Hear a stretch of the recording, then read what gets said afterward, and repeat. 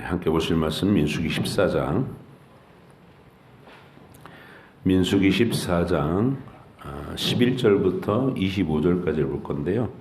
먼저 11절과 12절만 함께 읽겠습니다. 민수기 14장 11절과 12절입니다. 같이 읽겠습니다. 여호와께서 모세에게 이르시되 이 백성이 어느 때까지 나를 멸시하겠느냐?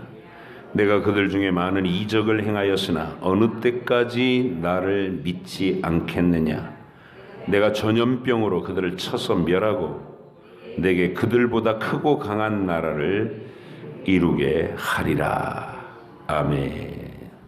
할렐루야. 서로 인사 나누시기 바랍니다. 잘 오셨습니다. 사랑합니다.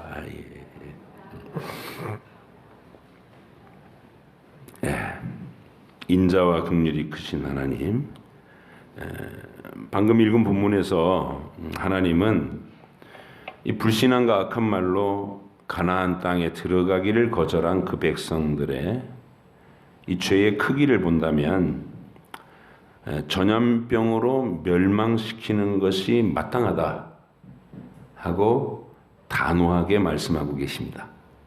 모세한테 그렇게 얘기하시는 거예요. 전염병으로 이거 다 죽여버리고 너부터 다시 시작하자. 노아처럼. 그런 말씀이에요. 하지만 진짜로 이 사람들 다 죽이고 멸하시려는 것이 하나님 뜻이었다면 굳이 이렇게 구구절절 설명 필요 없이 그냥 단번에 죽게 하셔서 지옥에 던져버리면 그만입니다. 근데 오늘 본문을 읽어보면 하나님은 이렇게 극심한 노여움으로 그들을 멸해버리겠다고 선언하면서도 모세의 중재 기도를 들으시고는 금방 마음을 바꿔서 그들을 용서하고 계십니다. 그것도 주목해야 될 지점이죠. 13절로 20절 같이 읽겠습니다. 시작.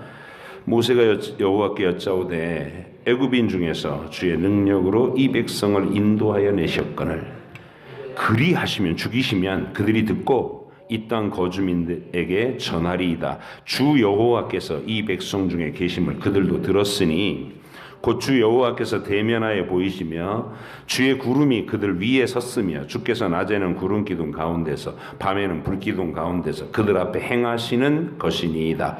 이제 주께서 이 백성을 하나같이 죽이시면 주의 명성을 들은 여러 나라가 말하여 이르기를 여호와가 이 백성에게 주기로 맹세한 땅에 인도할 능력이 없었으므로 광야에서 죽였다 하리이다. 이제 구하옵나니 이미 말씀하신 대로 주의 큰 권능을 나타내옵소서. 이르시기를 여호와는 노하기를 더디하시고 인자가 많아 죄악과 허물을 사하시나 형벌받을 자는 결단코 사하지 아니하시고 아버지의 죄악을 자식에게 갚아 3, 4대까지 이르게 하리라 하셨나이다. 구하옵나니 주의 인자의 광대하심을 따라 이 백성의 죄악을 사하시되 애굽에서부터 지금까지 이 백성을 사하신 것 같이 사하시옵소서. 여호와께서 이르시되 내가 네 말대로 사하노라. 여러분 이 부분을 그냥 성경에 써 있으니까 뭐 당연한 듯이 읽고 지나가기보다 뭔가 좀 이상해 보여야 됩니다. 우리 인간들만 해도 커다란 권력을 가진 어떤 제왕적인 인물들은 왕이나 뭐 대통령이나 중요한 위치에 있는 사람들은 자신이 뱉은 한번 이렇게 밖으로 선포한 말을 자신의 권위를 위해서라도 꺼냈던 말을 도로 거두어 드리는 일을 쉽게 하지 않습니다. 쉽게 해서는 안 되고. 하지만 하나님은 금방이라도 막 다 죽일 듯이 맹렬한 분노를 표시하다가 모세의 말을 듣고는 순식간에 마음을 바꾸시는 겁니다. 그래 내가 네 말 들을게. 이렇게. 우주와 만물을 다스리는 크고 두려우신 하나님이 한낱 인간의 충고의 말을 듣고 이렇게 쉽게 마음을 바꾸셔도 되나? 조마조마한 마음이 들 정도입니다. 그러나 전능하시고 무한한 지혜를 가지고 계신 하나님께서 생각이 짧아서 욱했다가 모세의 충고로 평정심을 되찾았다고 생각하는 것은 난센스죠. 하나님 그런 분은 아닙니다. 그래서 우리가 내릴 수 있는 결론은 다 멸해버리겠다 이렇게 말한 것은 하나님의 이유가 있어서 의도가 있어서 짐짓 그렇게 말씀하신 것이고 그건 진정으로 하신 거예요. 노여우심을 나타내신 것이고 본심은 마음속에 있는 하나님 마음속에 있는 진짜 본심은 그들을 용서하시고 끝까지 돌보시겠다는 것이 본심이었다는 것을 이 본문을 통해서 발견해야 됩니다. 우리는 오늘 본문의 말씀들을 통해서 하나님께서 인자와 긍휼이 크신 분이시고 죄악을 용서하기를 기뻐하시는 분임을 알게 됩니다. 왜냐하면 기다렸다는 듯이 모세가 막 중재하는 말을 듣고 그래 내가 용서할게 이렇게 얘기하시기 때문입니다. 죽이고 멸망시키는 일이 하나님께 즐거움일 수는 없습니다. 우리 하나님은 살려내고자 하시는 분이십니다. 물론 하나님은 용서를 베푸실 때 아무런 원칙 없이 무조건 허허거리면서 눈 감아주시는 분은 아닙니다. 그렇게 오해하면 큰 착각입니다. 용서를 그런 방식으로 하는 것은 용서받는 그 사람들에게도 복이 되지 못하고 치명적인 해로움이 된다는 거 부족한 우리들도 너무나 잘 알고 있습니다.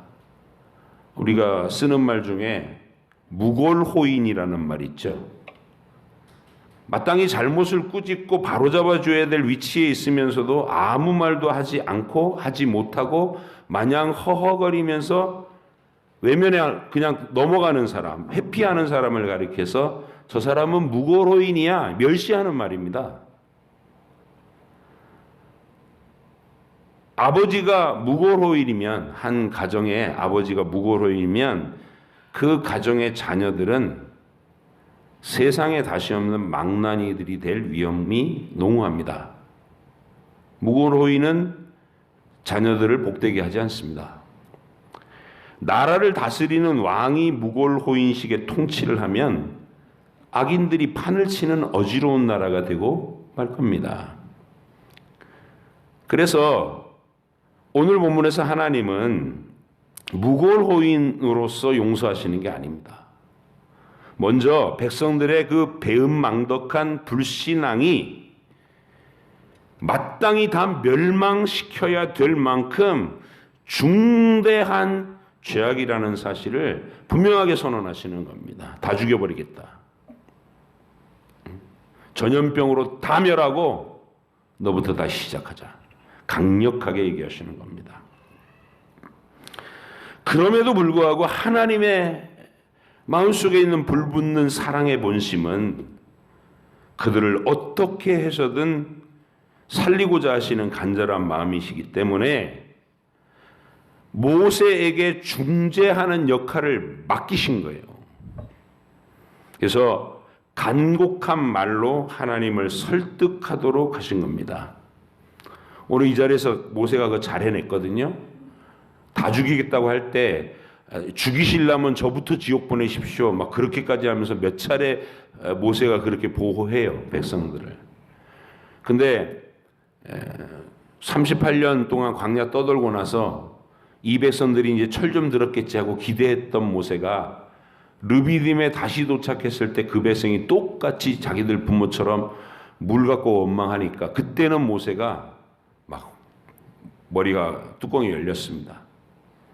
그때는 하나님 앞에 중재하는 역할을 해야 된다는 자기 사명을 잊어버리고 내가 이 거지 같은 백성들 말해서 백성들이 욕했어요.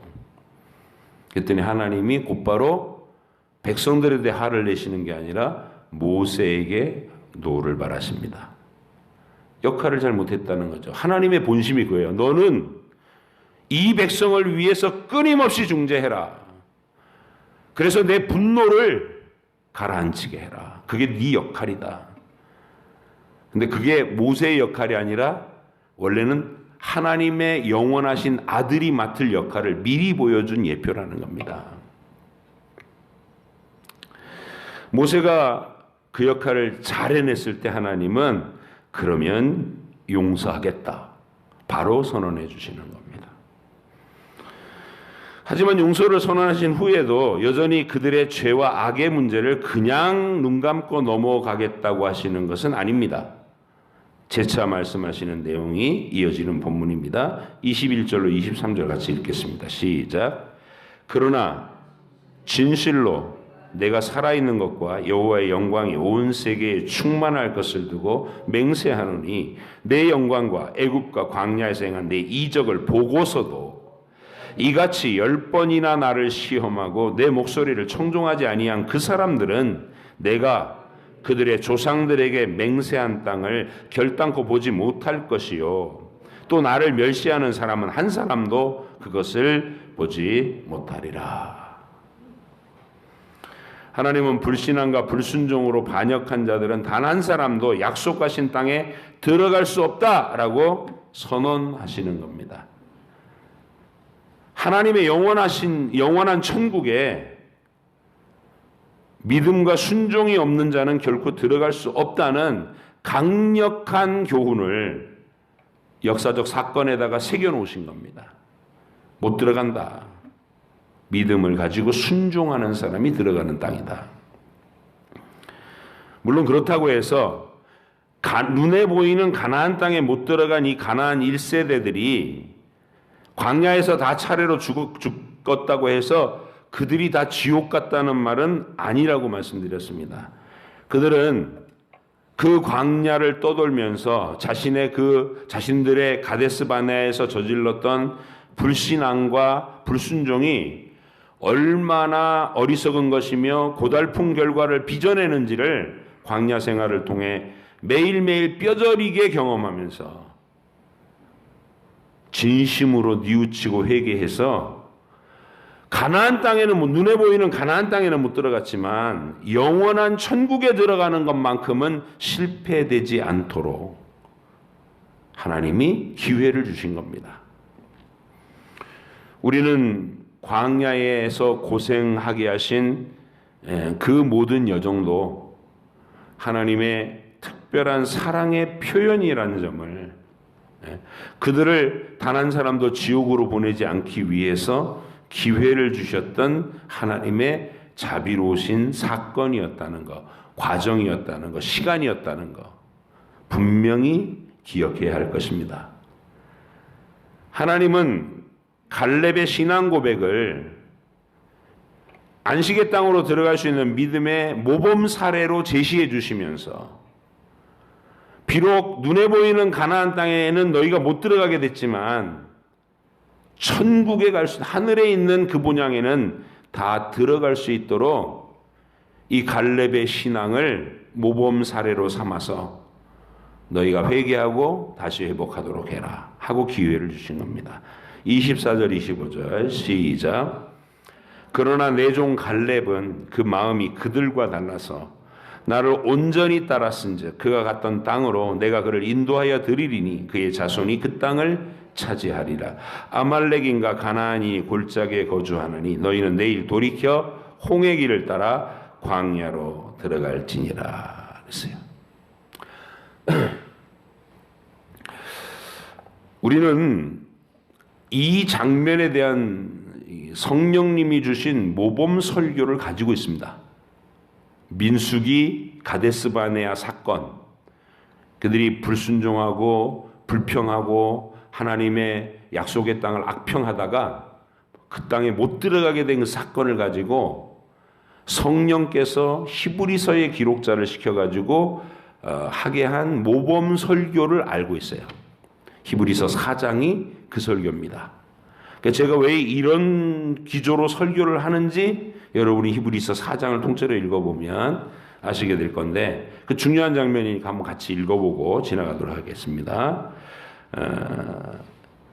히브리서 4장 전체가 이 가데스 바네아 사건을 가지고 하는 설교인데 물론 그 사건만이 아니라 여러 성경의 사건들을 가지고 설명하는데 너희가 그 땅에는 못 들어갔지만 영원한 천국에만큼은 그 천국의 약속만큼은 잃어버리지 말아야 된다라는 간곡한 당부가 주제입니다. 히브리서 4장 1절로 16절 우리가 한 목소리로 읽어보겠습니다. 시작. 그러므로 우리는 두려워할지니 그의 안식에 들어갈 약속이 남아있을지라도 너희 중에는 혹 이르지 못할 자가 있을까 함이라. 그들과 같이 우리도 복음 전함을 받은 자이나 들은 바 그 말씀이 그들에게 유익하지 못한 것은 듣는 자가 믿음과 결부시키지 아니함이라. 이미 믿은 우리들은 저 안식에 들어가는도다. 그가 말씀하신 바와 같으니 내가 노하여 맹세한 바와 같이 그들이 내 안식에 들어오지 못하리라 하셨다 하였으나 세상을 창조할 때부터 그 일이 이루어졌느니라. 제7일에 관하여는 어딘가에 이렇게 일렀으되 하나님은 제7일에 그의 모든 일을 쉬셨다 하였으며 또다시 거기에 그들이 내 안식에 들어오지 못하리라 하였으니 그러면 거기에 들어갈 자들이 남아있거니와 복음 전함을 먼저 받은 자들은 순종하지 아니함으로 말미암아 들어가지 못하였으므로 오랜 후에 다윗의 글에 다시 어느 날을 정하여 오늘이라고 미리 이같이 일렀으되 오늘 너희가 그의 음성을 듣거든 너희 마음을 완고하게 하지 말라 하였나니 만일 여호수아가 그들에게 안식을 주었더라면 그 후에 다른 날을 말씀하지 아니하셨으리라. 그런즉 안식할 때가 하나님의 백성에게 남아있도다. 잠깐요. 여호수아가 이끌어 들고 간 가나안 땅 거기는 진짜 안식, 영원한 안식의 땅이 아니라 상징과 예표의 땅이었고 우리가 진짜 들어갈 땅, 영원한 안식의 땅은 따로 있다 이 말이에요. 하늘에. 그죠? 남아있도다. 10절 시작. 이미 그의 안식에 들어간 자는 하나님이 자기의 일을 쉬신 것 같이 그도 자기의 일을 쉬느니라. 그러므로 우리가 저 안식에 들어가기를 힘쓸지니 이는 누구든지 저 순종하지 아니하는 본에 빠지지 않게 하려 함이라.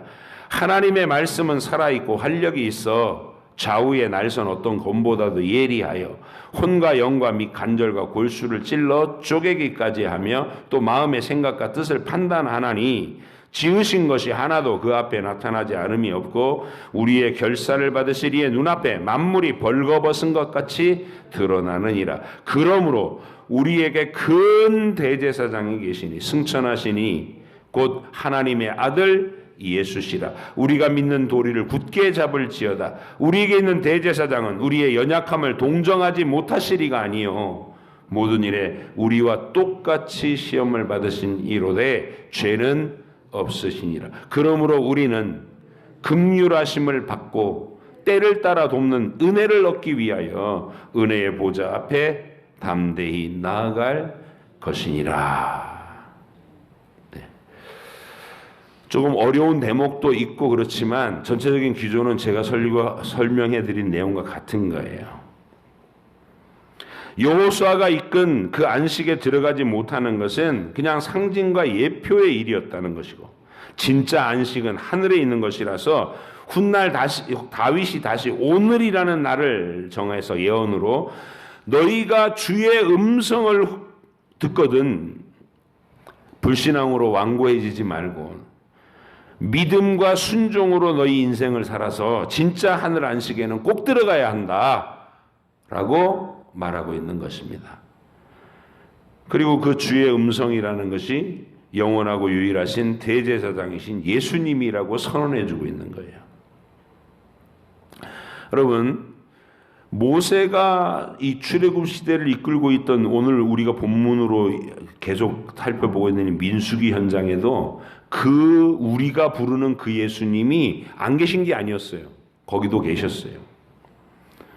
예수님은 어느 시대나 항상 그곳에 계셨습니다. 아직 이 세상에 오신 상태는 아니라서 이 상징과 예언으로 말씀으로 계시되는 하늘 위의 주님이십니다. 놀라운 것은 민수기의 광야 현장에서 백성들이 가장 배은망덕하고 파렴치한 불신앙으로 원망과 불평을 쏟아내는 그 현장마다 하나님은 반드시 그들의 불신앙을 꾸짖으시면서도 그들을 용서하기 위해서 반드시 그리스도의 대속의 은혜, 대신 심판받고 죽임을 당하시는 그것을 상징물로서 제시해 주셨습니다. 신기한 거예요.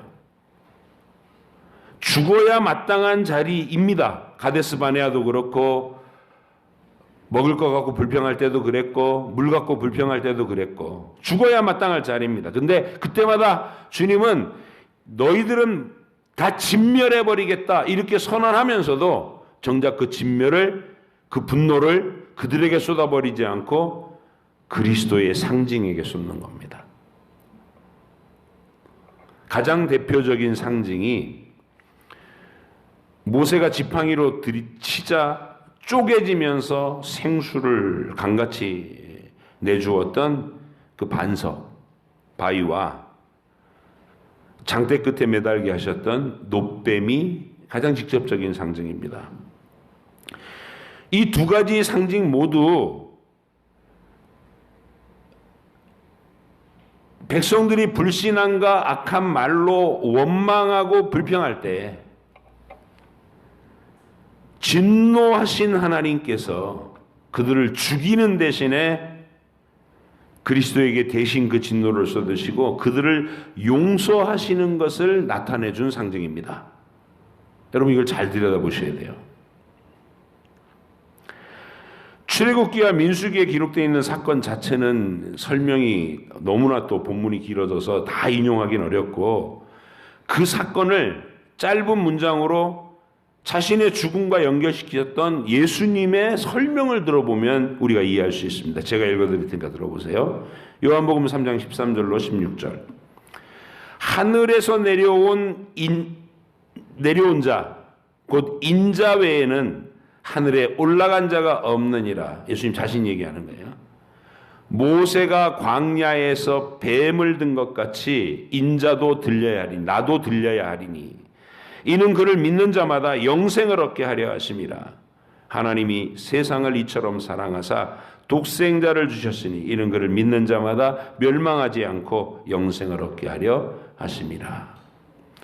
광야에서 놋뱀이 매달린 것은 내가 십자가에서 죽어야 할 그 사건을 나타낸 것이다, 이 말이에요.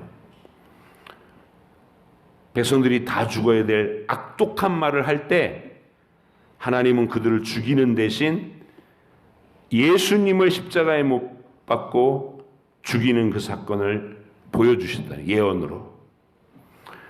그 근거로 너희를 용서하겠다, 끝까지 용서하겠다, 그 의지입니다. 하나님은 인류 역사 전체에서 구원을 주시기로 택하신 모든 영혼들의 각자의 인생, 그 인생의 여정에서 저질러지는 온갖 종류의 의심과 불신앙과 원망과 반역이 있을 때마다 우리에게 쏟으실 그 모든 진노를 응축시켜서 2000년 전 갈보리 십자가 위에 매달린 아들 하나님에게 단 한 번에 쏟아 부으셨습니다. 영원히 단 한 번의 효력을 가진.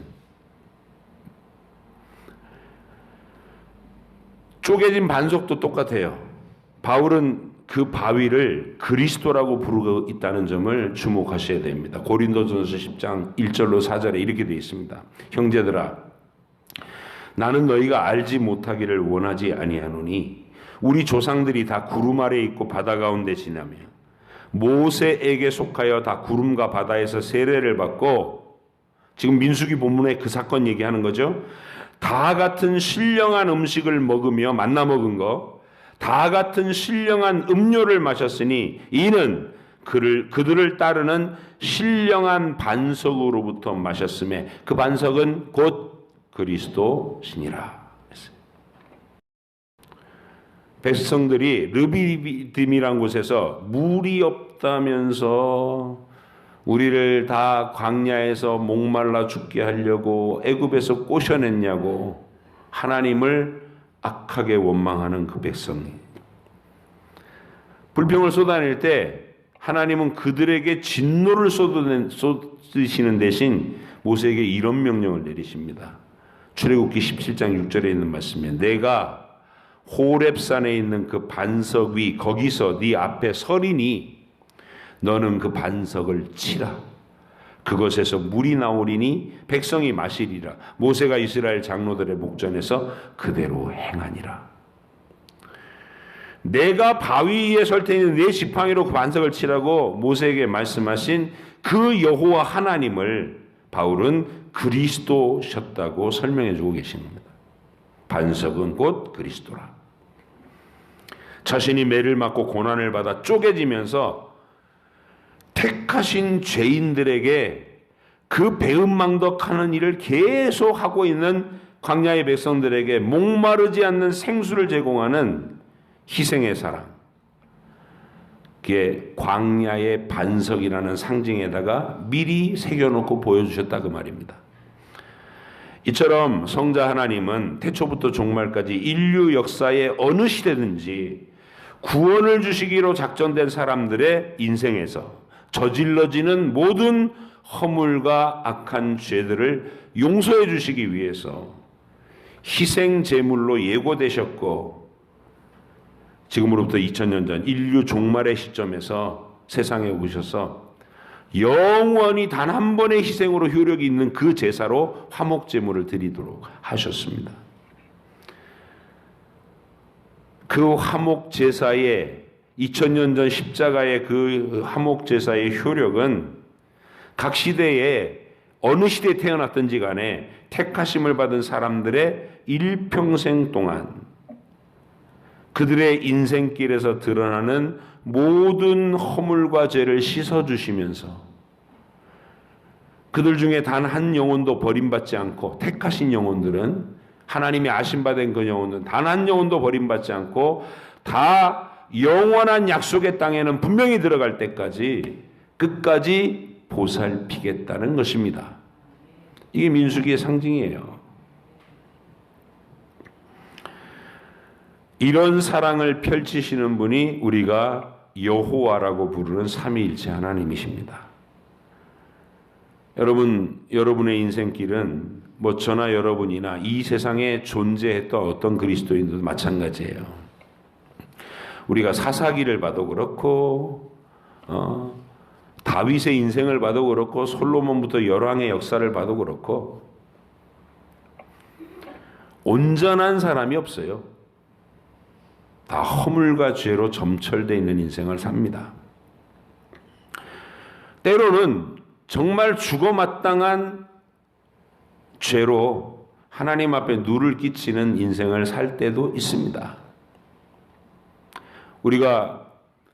우리끼리는 그럴듯한 모습으로 있지만 마음속에는 하나님을 배반하는 생각과 그런 게으름과 불순종과 내 이기적인 고집과 거짓과 음란과 이런 속에서 끊임없이 하나님을 대적하는 허물과 죄의 사람들입니다. 그러나 하나님은 그 죄에 대해서 내가 마땅히 너희를 다 진멸해 버릴 것이다 라고 엄하게 말씀하시면서도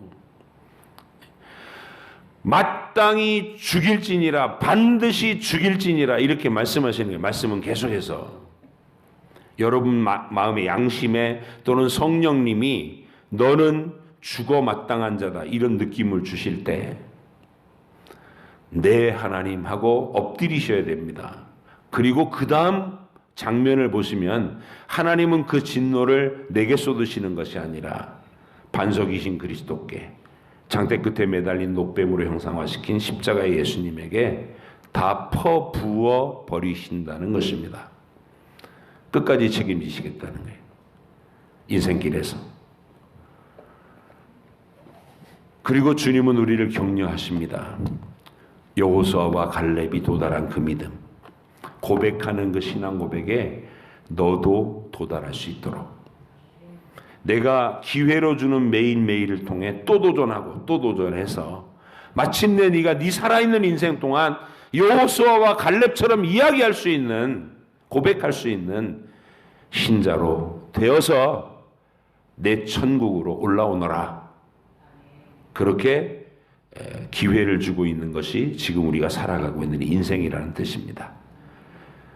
이제 오늘 이 예배를 통해 또 주님을 만나신 여러분들의 또 펼쳐질 하루, 때로 내가 말도 안 되는 주님 앞에 부끄러운 모습으로 내가 과연 구원받은 사람이 맞을까? 그런 생각이 들 때에도 그리스도의 보혈을 굳게 의지하셔야 됩니다.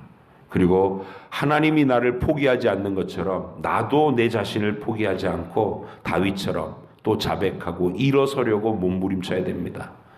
그리고 마침내 모든 우리 믿음의 선배들이 그랬던 것처럼 우리의 믿음이 아브라함처럼, 모세처럼, 요셉처럼 그렇게 완성돼서 하나님께 여호수아와 갈렙같이 멋진 신앙 고백을 올려드리고 하나님의 기쁜 영접을 받으면서 천국으로 입성할 수 있는 우리 모두가 되기를 간절히 바랍니다. 기도하겠습니다.